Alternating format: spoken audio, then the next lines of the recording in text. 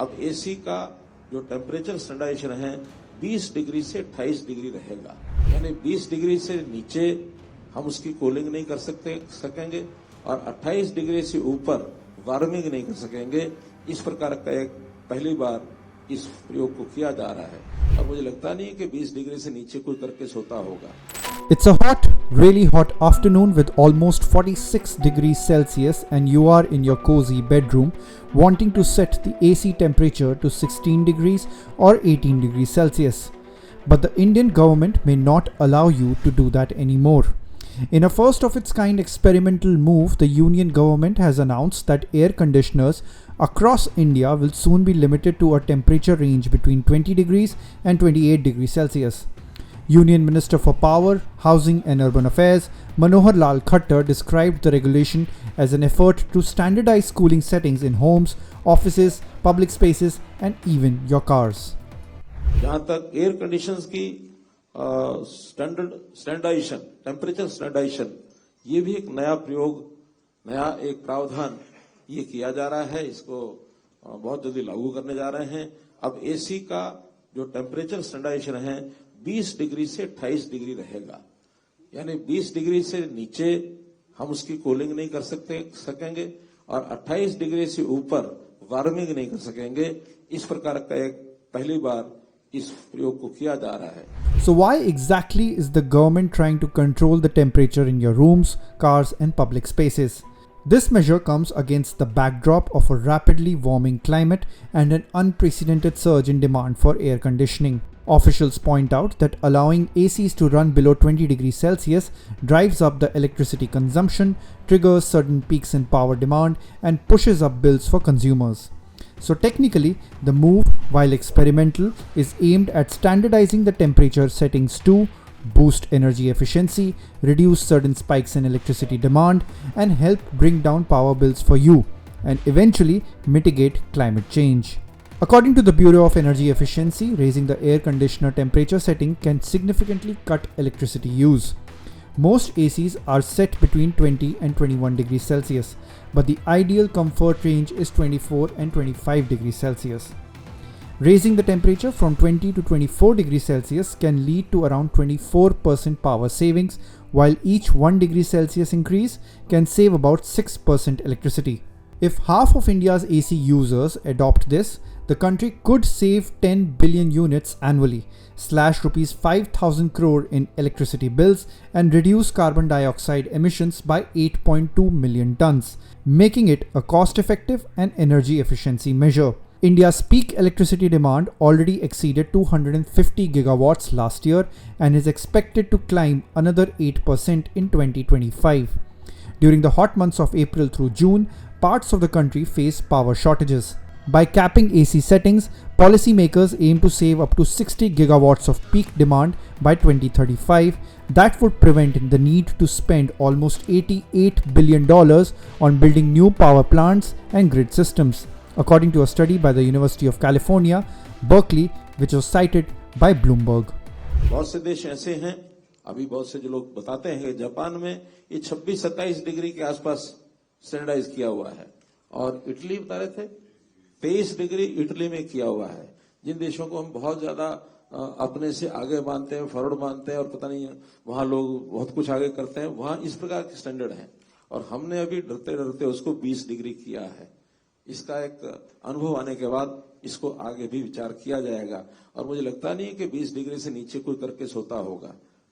सर्वे में तो यह है कि अभी भी इस लोग कहते हैं इसको 24 अभी कर दें, लेकिन कुछ लोगों की चिल्लाटना शुरू हो जाए, इसलिए 20 से 28 उसको नॉर्म्स को हमने तय किया है।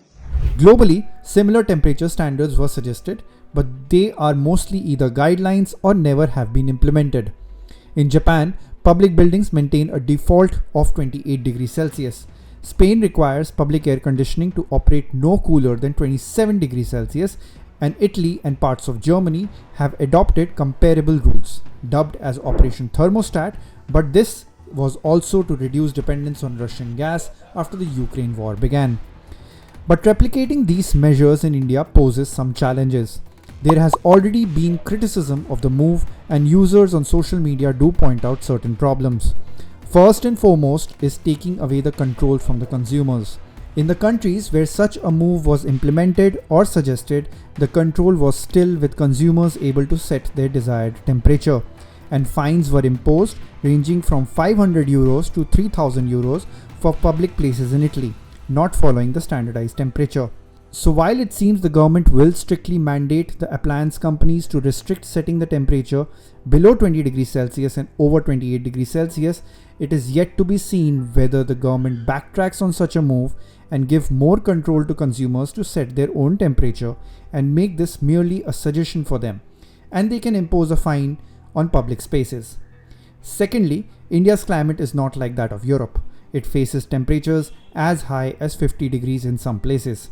And with higher baseline temperatures and intense humidity, the proposed 20 to 28 degrees Celsius window reflects a compromise between energy savings and human comfort.